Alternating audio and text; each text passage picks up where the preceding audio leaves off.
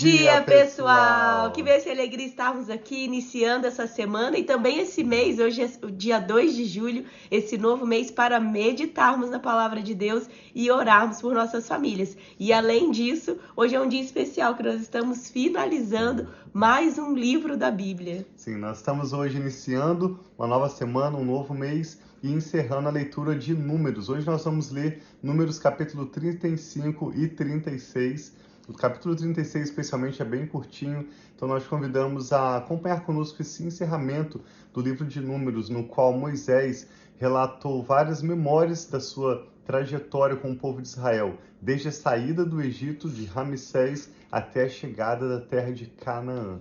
Fique conosco. Então, eu e a Rafa vamos fazer uma pausa na próxima semana. Nessa semana, né?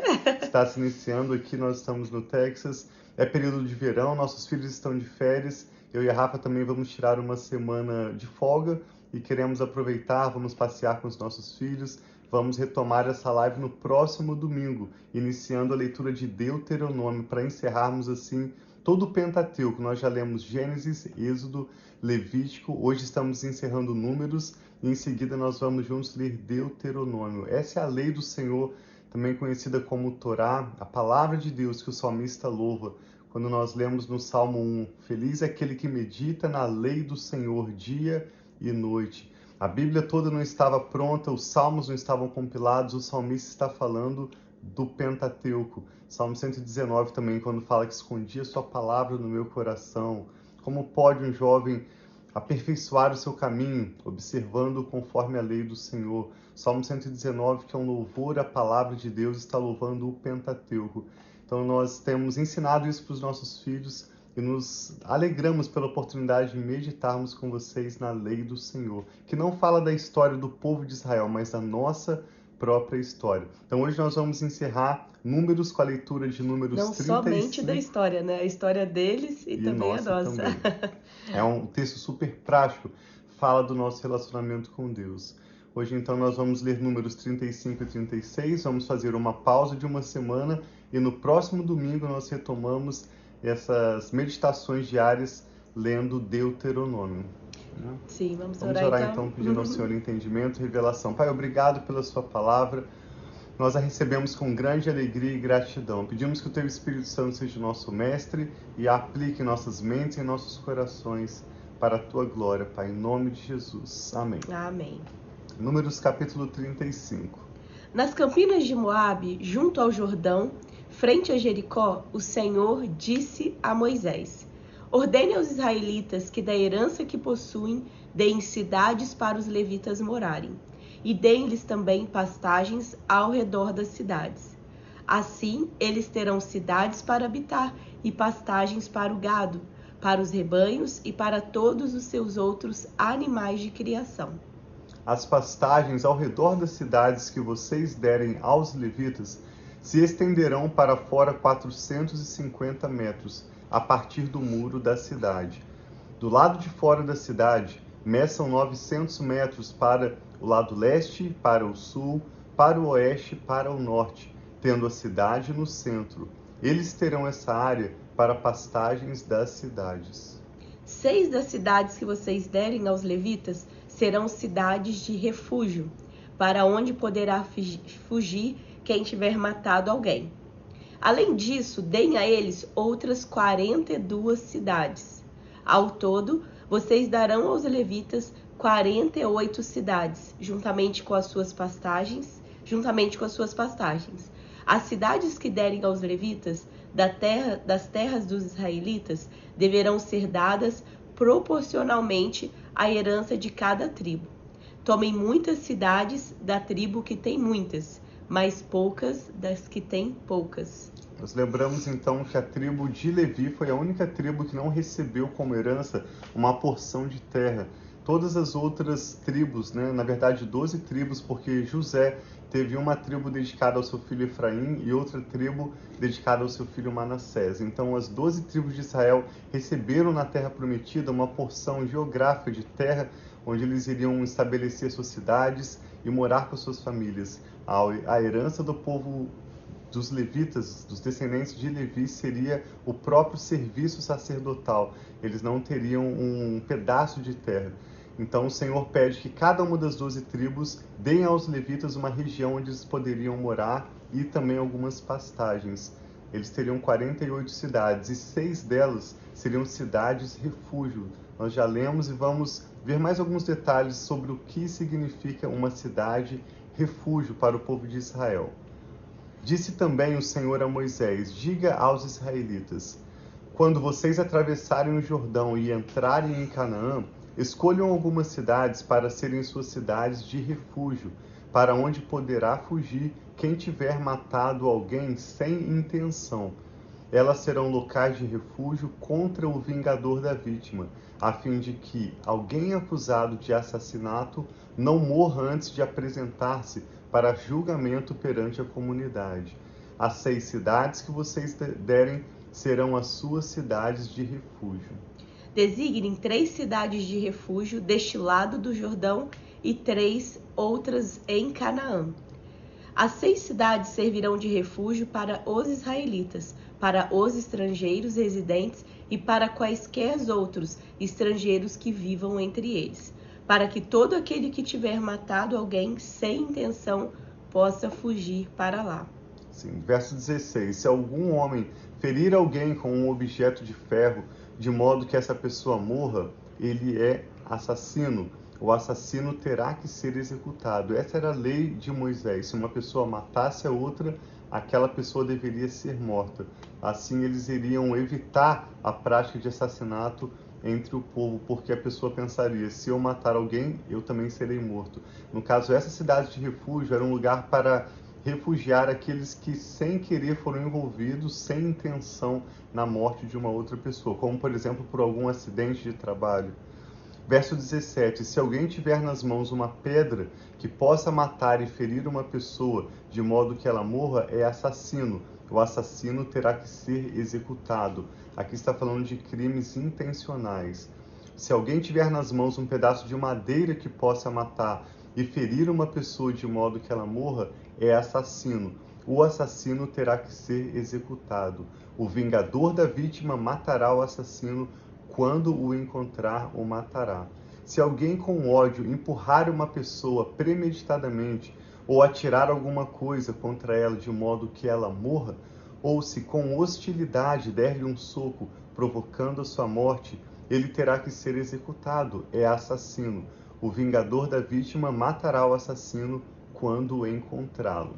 Todavia, se alguém sem hostilidade empurrar uma pessoa ou atirar alguma coisa contra ela sem intenção, ou se sem vê-la deixar cair sobre ela uma pedra que possa matá-la e ela morrer, então, como não era sua inimiga e não pretendia feri-la, a comunidade deverá julgar entre ele e o vingador da vítima de acordo com essas leis. A comunidade protegerá o acusado de assassinato do vingador da vítima e o enviará de volta à cidade de refúgio e para onde tinha fugido.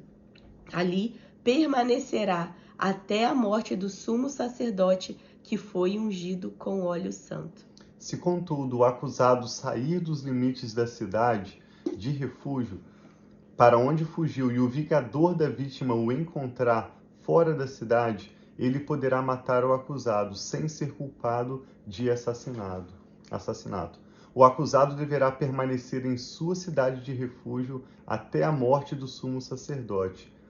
Somente depois da morte do sumo sacerdote poderá voltar à sua propriedade. Essas exigências legais serão para vocês e para suas futuras gerações, onde quer que vocês vivam. Quem matar uma pessoa terá que ser executado como um assassino mediante depoimento de testemunhas, mas ninguém será executado mediante depoimento de apenas uma testemunha. Não aceitem resgate pela vida de um assassino. Ele merece morrer. Certamente terá que ser executado. Não aceitem resgate por alguém que tenha fugido para uma cidade de refúgio, permitindo que ele retorne e viva em sua própria terra antes da morte do sumo sacerdote. Não profanem a terra onde vocês estão. O derramamento de sangue profana a terra e só pode se fazer propiciação em favor da terra em que se derramou sangue, mediante o sangue do assassino que o derramou. Não contaminem a terra onde vocês vivem e onde eu habito, pois eu, o Senhor, habito entre os israelitas. Isso nos lembra um princípio importante que no Novo Testamento o autor aos Hebreus escreve que sem derramamento de sangue não há remissão ou não há perdão de pecados. Nós somos perdoados, nós podemos estar reconciliados com Deus somente pelo preço que Jesus pagou ao derramar o seu sangue como sacrifício perfeito e eterno em nosso lugar. Vamos ler capítulo 36, bem curtinho. Nós já lemos sobre as filhas de Zelofeade, descendentes da tribo de Manassés, que tinham apenas mulheres como descendentes de seus pais. Então elas não teriam, pela lei de Moisés, direito a uma porção de terra. Aqui Moisés encerra o livro de Números lembrando que não apenas no caso dessas 4 filhas de Zelofeade, mas em todo o futuro do povo de Israel, quando o homem não tivesse descendentes homens, mas somente mulheres, a herança desse pai ficaria para essas mulheres, para que elas não perdessem herança e para que o nome do seu pai não desaparecesse. É um capítulo bem curtinho, nós vamos ler então agora Números capítulo 36, o último capítulo desse livro. Os chefes da família do clã de Gileade, filho de Maquir, neto de Manassés, que pertenciam aos clãs dos descendentes de José, foram falar com Moisés e com os líderes, os chefes das famílias israelitas, e disseram: Quando o Senhor ordenou ao meu senhor que por sorteio desse a terra como herança aos israelitas, ordenou que você dessem a herança do nosso irmão Zelofeade às suas filhas. Agora, suponham que elas se casem com homens de outras tribos israelitas. Nesse caso, a herança delas será tirada da herança dos nossos antepassados e acrescentada à herança da tribo com a qual se unirem pelo casamento. Quando chegar o ano do jubileu para o israelita, a herança delas será acrescentada à tribo com a qual se unirem pelo casamento, e a propriedade delas será tirada da herança da tribo dos nossos antepassados. Então, instruído pelo Senhor, Moisés deu esta ordem aos israelitas: a tribo dos descendentes de José tem razão. É isso que o Senhor ordena quanto às filhas de Zelofeade. Elas poderão casar-se com quem lhes agradar, contanto que se casem dentro do clã da tribo de seu pai. Nenhuma herança em Israel poderá passar de uma tribo para outra, pois todos os israelitas manterão as terras das tribos que herdaram de seus antepassados. Toda filha que herdar terras em qualquer tribo israelita se casará com alguém do clã da tribo de seu pai, para que cada israelita possua a herança dos seus antepassados. Nenhuma herança poderá passar de uma tribo para outra, pois cada tribo israelita deverá manter as terras que herdou. As filhas de Zelofeade fizeram conforme o Senhor havia ordenado a Moisés. As filhas de Zelofeade, Maalá, Tirza, Ogla, Milca e Noa, casaram-se com seus primos paternos, dentro do clã dos descendentes de Manassés, filho de José, e a herança delas permaneceu no clã e na tribo de seu pai. São esses os mandamentos e as ordenanças que o Senhor deu aos israelitas por intermédio de Moisés, nas campinas de Moabe, junto ao Jordão, frente a Jericó.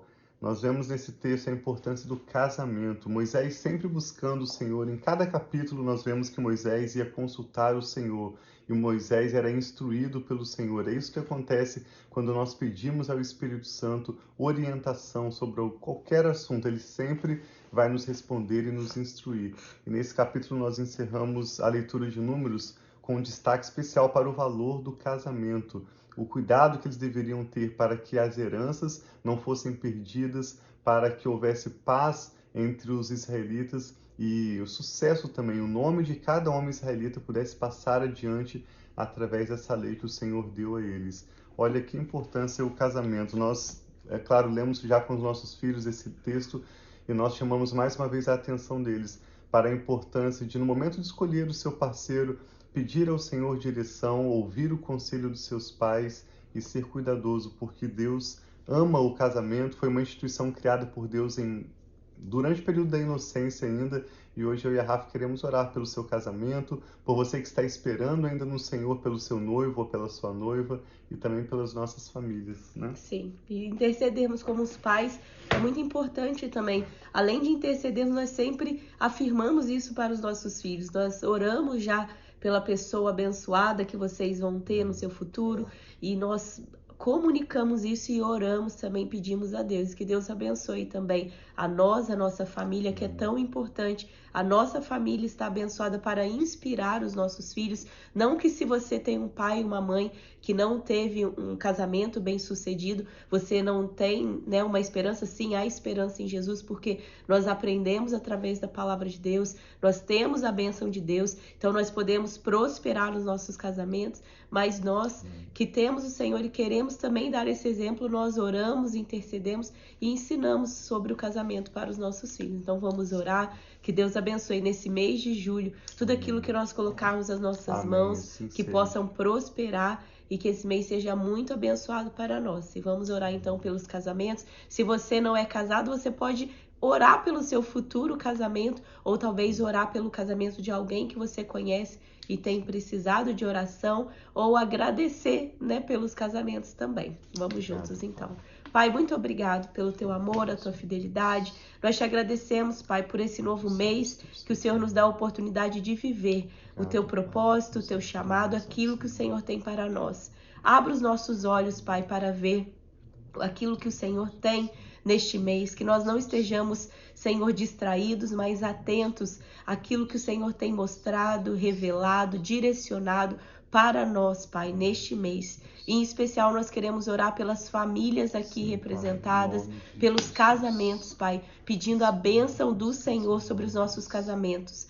Livra-nos, Pai, das tentações, livra-nos, Pai, das mulheres imorais, livra-nos, Pai, dos homens mal intencionados e maus. Nós pedimos a cobertura do teu sangue, Pai, sobre nós, a nossa casa, a nossa família, os nossos filhos. Nós intercedemos consagrando, Pai, esse mês de julho diante de ti. Que a tua paz, a tua presença, o teu favor seja sobre nós, a nossa casa. Declaramos, Pai, os teus anjos ao redor de nós nos protegendo e livrando de todos os males. Pedimos, Pai, sensibilidade espiritual para percebermos aquilo que devemos fazer ou aquilo que nós devemos vigiar, parar e não fazer. Pedimos, Pai, que o Senhor abençoe os nossos filhos em tudo aquilo que eles estiverem fazendo, que o temor do Senhor seja sobre o coração deles. Pedimos a bênção do Senhor, Pai, sobre as emoções, sobre, Senhor, a alma e o espírito, Pai, e o físico, nosso e dos nossos filhos, da nossa família. Guarda, Pai, nossa mente, guarda os nossos corações, guarda o nosso corpo físico, trazendo cura, Pai, para aqueles que precisam de cura, trazendo saúde sobre o nosso corpo, trazendo, Pai, noites de sono abençoada, trazendo cura, Pai, de depressão para aqueles que têm sofrido, Senhor, com problemas emocionais. Nós pedimos, Pai, nesse novo semestre que se inicia, nesses próximos meses, Pai, que nós temos para finalizar esse ano, que seja um tempo de virada, Pai, um tempo onde famílias vejam, Pai, mudanças, transformações, orações que estão sendo derramadas, liberadas, Pai, durante todo esse meio ano que se passou, que nós possamos começar a colher, Pai, que seja tempo de colheita sobre as famílias, em nome de Jesus. Eu declaro um julho abençoado, um tempo de colheita, um tempo de bênção, um tempo de paz e da tua presença sobre nós, nossa casa e cada casa aqui representada, em nome de Jesus. Amém. Graças a Deus. Oramos em concordância pela bênção do Senhor, pela paz sobre a sua vida e sua família. Que vocês tenham um ótimo mês de julho. Como a Rafa disse, um novo semestre se iniciando. Isso traz consigo novas perspectivas, boas notícias. Que a bênção do Senhor esteja sobre a sua vida e o seu lar. Deus os abençoe e nós amamos muito vocês. Um abração. E uma ótima semana. E lembrando que agora nós nos encontramos no domingo que vem. Essa semana nós vamos tirar essa semana de férias com a nossa família e nos encontramos domingo. 9 de julho. 9 de julho.